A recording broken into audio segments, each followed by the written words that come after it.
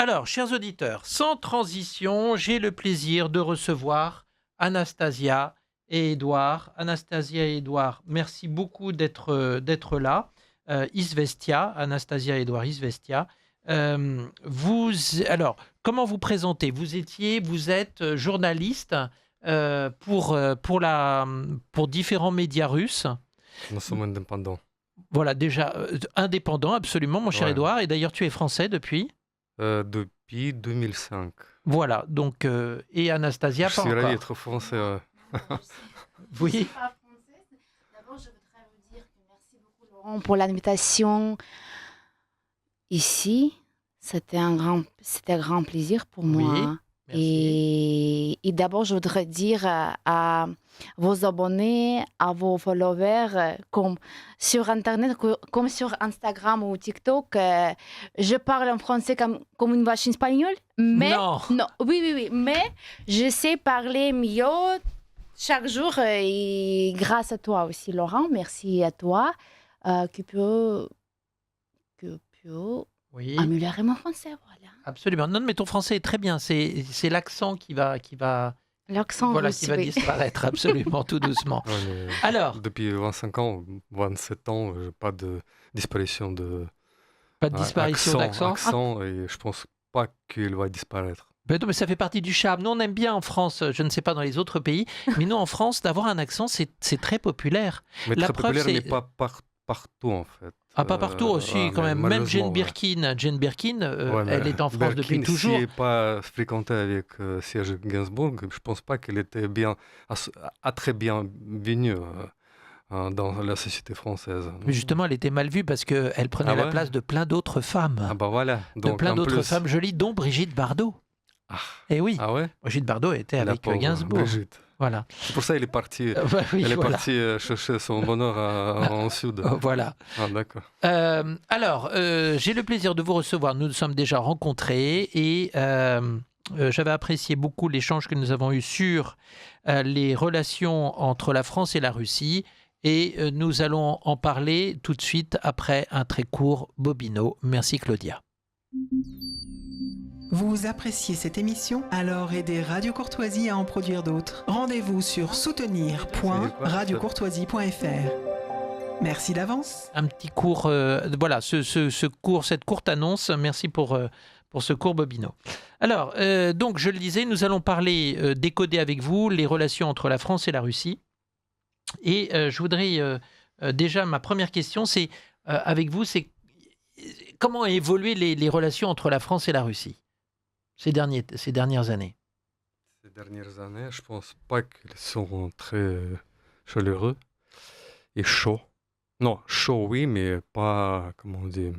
Mais justement, quels sont les obstacles qui Moi, font je pense que... que en fait. Avant, il y avait un amour des Russes pour la Ouais, France, mais hein, il y en avait des plus, liens très forts. Jacques Chirac parlait russe, hein, mais pas couramment, mais il savait beaucoup de phrases. En fait, il parlait russe, quand même. Ça, je ne savais pas. Bah si, Ouais. il parlait russe. Mais par contre, je pense que la situation politique, ou surtout je sais pas, dans l'Assemblée nationale, je sais pas comment, mais je pense que les dirigeants, à partir de M. Sarkozy, bien changé comment on dit, le chemin vers,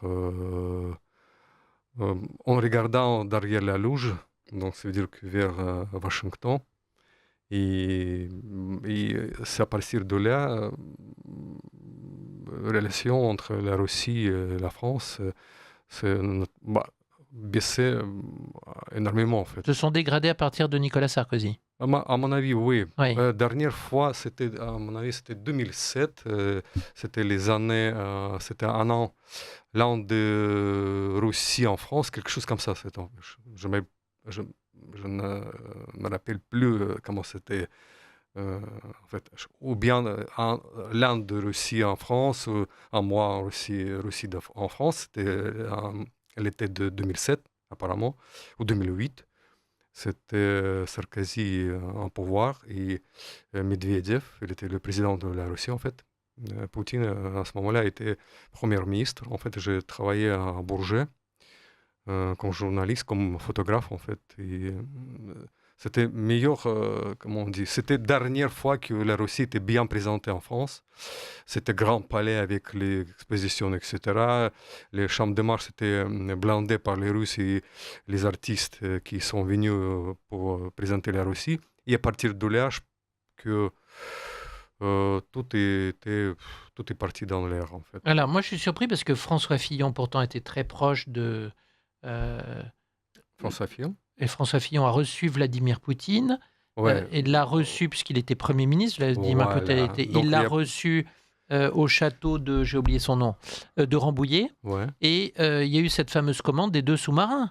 Et puis, il y a eu cette cathédrale de la Trinité. Mais de ce marin, la commande, elle était annulée après. Ah non? oui, mais après. Ah ouais, mais après. Après, À partir de François date Fillon et la Russie, les relations se passent très Ouais, bien. ouais. Le terrain où aujourd'hui il y a une cathédrale, normalement devait partir pour les pays d'Arabes, je crois, d'Arabes Unis. Non, la maison qui était après prise par la cathédrale. Non, la cathédrale, le terrain normalement Ouais, était alloué, était prévu pour être. Et après, il était vendu. Il a été vendu finalement, voilà, à la Russie. C'était ancien métier de la France ou quelque chose comme maison À côté, oui, voilà, Ouais, tout à à fait, côté, ouais. absolument, Ok. absolument. Ouais, mais à partir de là, je pense qu'à partir de. Après Fillon, c'est l'après Fillon qui a été catastrophique, de toute Je façon pense avec pas que le François Fillon Hollande. qui est décédé, qui était, comment dire. Ah oui, décisionnaire. Voilà. Je pense Mhm. pas que Lévy qui était, comment on dit, pris décision de bien être bien avec la Russie, mais je pense qu'à partir de quelques temps, donc, parce qu'en fait, Mais si être honnête, entre les gens, on a, jamais on a eu de problème. on a. Alors, Les Russes adorent la France, Oui. et les Français, et à mon avis, Il n'y en a pas Français de et problème. Russes, on n'a alors pas de justement, problème entre nous. c'est ma question. Vous qui êtes arrivée en France plus tard, Anastasia, vous êtes Oui. arrivée il y a combien de temps? Première fois, je suis venue en France, c'était en 2016. Et après, j'ai parti à Moscou pour travailler là-bas dans la télé. Et après la deuxième vague de Covid, c'était à la fin de 2021, je crois. Non, 2020. 2020? La fin de 2020. Bon, En 2020, est-ce que... d'accord. Oui, Je suis revenue et restée ici. d'accord. Donc vous avez vu tous les deux l'évolution entre la France, des relations entre la France et la Russie, mais est-ce que vous avez vu, vous, une vision de la part du peuple français, de la part des Français, une vision critique sur vous? Non, pas du tout. Même Personnellement, non. à partir de février 22, en fait, on n'a pas eu de critique, beaucoup de critiques. En fait. On vous a pas dit, ah mais la guerre en Ukraine, vous êtes dégueulasse, c'est pas bien, oui, vous avez rien à faire parfois ensemble. c'était, mais pas comme ça, en fait. C'était toujours, comment dire, Ça ne touche pas, ça ne nous touche pas. Pas du tout, mais mes copains et mes copines, je sais qu'ils ont eu des problèmes. eu des problèmes, ouais. Ah, quand vous dites des copains, des Parce copines que- russes, Russes, oui, exactement. ont Mais eu des on a soucis. eu des menaces Par exemple, par téléphone, Ah, vous avez quand même des etc., menaces, mais oui. c'était comme ça, comment on dit. Mais Jamais eu quelques personne qui a frappé dans la Ouais. porte. Donc, non, mais dans la rue, on a eu des conversations entre les Français qui parlaient un peu chaud vers nous, en fait, à propos de cette situation, mais on n'a pas eu de grosses menaces, etc., en fait. Bon, Mais au début. Mais aujourd'hui, on sait qu'est-ce qui se passe. Et tout le monde commence à tourner la tête vers nous, mais sauf que, comment on dit, les yeux dans le sol.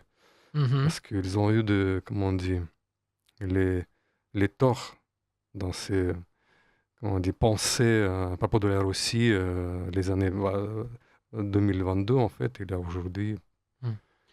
Que pensez-vous justement de la position d'Emmanuel Macron sur l'Ukraine et son soutien à Kiev? À mon avis, M. Macron, il joue au billard, il joue Billard billard de poche. Et c'est pas. En fait, je pense que, comment dire, il veut se présenter au pouvoir, à mon avis, au pouvoir en Europe. Il veut devenir dirigeant etc. Et c'est pour ça, en fait, il suit de la ligne de, comment on dit, contre la Russie, etc. En fait. Oui. Je pense que il va changer ses avis, mais quand? On ne sait pas Et les sanctions européennes contre la Russie, est-ce que pour vous, elles ont été efficaces? du tout. Je voudrais ajouter, Oui. par rapport aux questions Macron, de Macron qui fait, ça me touche beaucoup et je ne sais pas pourquoi les Français doivent perdre leur argent. Pourquoi? Vous travaillez beaucoup, vous payez tous les impôts, il faut savoir la vie entre la pays, en pays, comment dire, dans le pays, pardon, désolé, excuse-moi. Il faut faire quelque chose pour la France. Parce que la France, c'était tout ce qui est russe, ils ont pensé par rapport à la France. C'était un pays extraordinaire avec grande histoire, avec grande culture, avec la grande nationalité et peuple. Et pourquoi actuellement il y a crise, pas seulement à cause de la guerre. La crise économique, à mon avis, en France, crise économique, c'est plutôt, je pense que c'est les dirigeants à cause de les dirigeants d'Europe qui qui dépensent l'argent de citoyens. Oui, non, mais il y a ça, il y a le fait qu'on se tire une balle dans le pied en allant payer du gaz beaucoup plus cher dans des pays étrangers, que l'on interdit le gaz de schiste qui est très polluant, mais que par contre on va l'acheter aux États-Unis et beaucoup plus cher que le gaz russe que l'on avait. Le port français, 70%, chers auditeurs, de nos ports français, de la filière porcine française, allaient à l'époque de François Hollande, avant que lui-même prenne des sanctions, allaient en Russie. Donc, on s'est tiré une balle dans le pied et on continue à, malheureusement, cette bêtise. Comment est-ce que la politique, comment est-ce que vous voyez évoluer les choses au niveau des relations entre la France et la Russie? Comment est-ce que vous imaginez le futur? Pour le moment, je ne sais pas. Parce qu'en fait, déjà, quand on sait qu'il y a une négociation entre les États-Unis et la Russie par rapport à cette situation en Ukraine. Et lorsque ça va durer, et on ne sait pas quand est-ce que ça va arrêter, en fait, je ne pense pas qu'aujourd'hui, c'est quelque chose prévu, en fait, entre la Russie et la France. Ça veut dire que les médias... Déjà, donc là, on voit que les médias, pas tous, mais la plupart, les médias en France parlent mal à propos de la Russie, en fait, toujours en disant que la Russie est dans les ruines, etc. Sauf que ce n'est pas la vérité du tout, parce qu'en fait, c'est dire la vérité, aujourd'hui, si on vient dans un magasin en Russie, grande surface, on voit que la Russie est blindée par nourriture en bonne qualité, meilleure qualité, mieux qu'ici en France. Et le prix abordable, etc.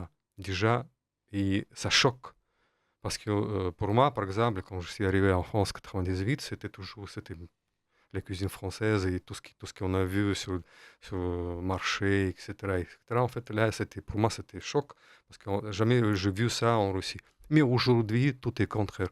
Je pense que le monde, elle a tourné la tête, je ne sais pas vers où, mais aujourd'hui, la Russie, vraiment, c'est pas les mêmes. Donc, tous les sanctions qui étaient développées par l'Europe, tous les pays qui étaient avec États-Unis et la France, je sais pas, l'Allemagne, c'est pas travaillé. Et aujourd'hui, la Russie, elle est devenue plus stable, dans la situation économique la plus stable. La Russie est devenue le premier pays en Europe et Asie, je ne sais pas comment on dit, géographie. En fait, c'est devenu le pays plus, comment on dit, qui gagne plus que les autres, en fait, aujourd'hui. Oui, c'est-à-dire que finalement, tout ce blocus, etc., ça les a forcés développer d'englober tous toutes les les- productions, tous voilà, les toutes les systèmes de productions, production. voilà, donc être comment on dit, indépendant. Autonomie, Voilà, aujourd'hui, autonomie par ils ont, rapport aux autres pays la semaine étrangers. dernière, ils ont déjà lancé premier moteur pour les avions russes. Bah, il n'y a pas de petites pièces qui étaient développées quelque part. Tout était fait Tout est en Russie. interne. Ouais, Voilà. extraordinaire. Et c'est grâce à ça, tous les sanctions, voilà, tous les merdes qui étaient développés par l'Europe et les États-Unis, bah, il a fait. Donc, moralité de notre conversation, merci beaucoup à l'Europe, merci pour Macron, dire, voilà, merci Hollande, car vous avez merci. permis à la Russie de devenir complètement autonome et Non, de parce créer qu'en de fait, l'emploi et de nouvelles à mon avis, filières. À mon avis, pour faire quelque chose, Oui, quelque chose contre la Russie, il faut vraiment savoir mentalité russe. Pour faire la guerre contre la Russie, il faut vraiment Comprendre la rentrer mentalité dans russe. la tête de les Russes, Russes, en fait. C'est pas comme ça que ça se passe. nous terminons cette interview avec Anastasia et Édouard, que je remercie encore, qui travaillaient donc pour de différents médias russes, qui sont journalistes indépendants, qui sont en France. Édouard est français. Anastasia sera sans aucun doute bientôt. Moi, ce que je voudrais savoir, c'est quel est le sentiment maintenant des Russes vis-à-vis de la France. Comment ressentent-ils les choses? Je ne parle pas du gouvernement, je parle des Russes eux-mêmes. Est-ce qu'ils se sentent frustrés vis-à-vis des Français? Est-ce qu'ils sont déçus? Est-ce qu'ils sont, allez, si je pousse un peu, est-ce qu'ils sont haineux? Est-ce que le sentiment anti-russe en France, est-ce qu'il y a ce sentiment anti-français en Russie? Mon question était un peu longue alors qu'elle aurait pu être très courte. Pas de sentiment Anti-français? Anti-français en Russie, tout, pas du non, tout. non, non. Mais est-ce que vous nous en voulez un si peu tu quand viens même? en Russie, Oui. Non. grand plaisir, on est ouvert toujours. Bienvenue dans notre maison. Tout ce qui est dans notre maison, c'est pour toi. Non mais ça c'est la tradition, l'accueil russe, mais est-ce que c'est... Et c'est toujours comme ça. Non. Oui, Ça change pas. Mais ça, il y a quand même, on vous a quand même Non, mais dire les les vérités- sous-marins, on vous les a pas mais ça, livrés. c'est chose, Le non, le l'export, gouvernement oui. et le peuple, c'est pas les mêmes choses. C'est pas les mêmes, comment on dit. Pas les mêmes sensations, les Voilà. mêmes pensées. Parce que Macron peut penser n'importe quoi, et donc avec ses premiers ministres qui ça change comme les gants sur les mains en fait. Mais sauf Mhm. que le peuple français, les Français et les Françaises, ils sont pas du tout comme gouvernement. Oui. C'est pour ça, donc là, ils sont tous chaleureux. Non.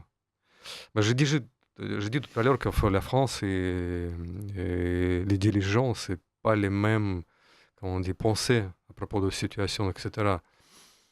Moi, à mon avis, tout se passe bien entre la Russie et la France. Sauf Mhm. qu'il y en a quelqu'un qui essaye de mettre les baguettes dans les... Oui, voilà, pour dans empêcher le- d'avancer. Voilà, Ouais. c'est tout. Dans les roues, absolument. Ouais. Ouais, pour bloquer les roues. Alors, moi, ce que je voudrais, c'est essayer de comprendre, c'est comment est-ce que on peut sortir de cette situation compte tenu du gouvernement, des gouvernements que l'on a. Est-ce que c'est par les médias? Est-ce que c'est par quoi? Et est-ce que la Russie, elle, a un plan pour essayer d'améliorer les choses ou de changer la donne? Est-ce que c'est, par exemple, la Russie cherche à mettre en valeur certains partis politiques ou de soutenir des partis politiques? Comment ça va se... Vous voyez Non, les je choses dans le pense futur? pas que... Non, mais tout le monde, auparavant, ils ont beaucoup parlé à propos de Madame Le Pen, qu'il était proche de l'ambassade et quelque chose comme ça. Et Oui. tout le monde parlait qu'il a pris beaucoup de l'argent pour ses... Comment on dit? Pour son parti? Voilà, son parti, mais sauf que c'est pas la vérité. Je sais pas, on ne sait pas. Mais on sait que Madame Le Pen, elle est pro-européenne et pas pro-russe. Mais pas spécialement pro-russe, non. Voilà, du tout, en fait. Il n'y en a pas de Y grand... a-t-il un candidat qui serait un peu pro-russe, à votre sens? Je pense pas, non. Marion, non plus? Non, du tout. Donc, Non ni plus. Bardella, ni Marion, ni Aucun. qui d'autre. À Ouais. mon avis, non. Personne. Ils sont tous pour la France, sauf que... Et plutôt Il très ch- pro-américain, la plupart. À mon avis, oui, mais sauf qu'il y a quelqu'un qui cherche conversation avec la Russie, mais on sait, il faut, dirigeant de la France, toujours, il faut qu'il protège la France, pas chercher à gauche à droite, et voilà. Mais quelle est la vision russe? Est-ce qu'il y a un homme politique? Est-ce qu'il y a Je des sais hommes pas du politiques tout. qui sont plus populaires en Russie, français, qui sont Pierre de Gaulle.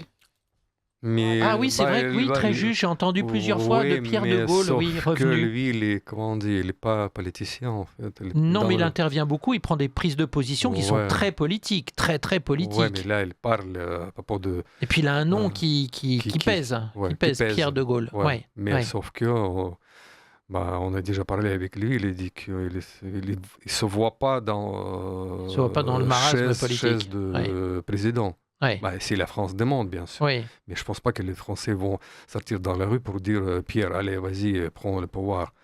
Hmm. À mon avis, c'est impossible en fait. Il y en a beaucoup de politiciens qui essayent de, comment on dit, se présenter à les élections présidentielles dans le palais de l'Élysée, mais ils sont tous dehors de la, comment on dit, qui vote pour les présidents? Moi, je ne sais pas. Bon, écoutez, on espère que les relations vont s'améliorer entre la France et la Russie. Nous aurons l'occasion de toute façon de reparler de ce sujet, puisque malheureusement, l'actualité n'est pas très positive là-dessus. Et bien, je vous dis... Les choses vont changer, hein, bien sûr. Les choses vont évoluer de toute façon, et puis il faut espérer que... Voilà. Parce que la Russie toujours été pour la France. Absolument, ouais. toujours été très francophile, il ne faut pas Bah oublier, ouais, voilà. ouais. Voilà, les grandes familles russes parlent encore toutes françaises. Mm. Merci beaucoup à tous les deux. Merci Anastasia, merci Édouard, merci à Claudia à la technique. Et puis la suite de notre émission, eh bien tout simplement, c'est un enregistrement à propos de Notre-Dame, à propos de cette forêt qui a justement, qui couvre si joliment la toiture de Notre-Dame. À très bientôt, chers auditeurs, et je vous laisse donc avec cet enregistrement réalisé par Mathéo de l'ICEP. À très bientôt, merci.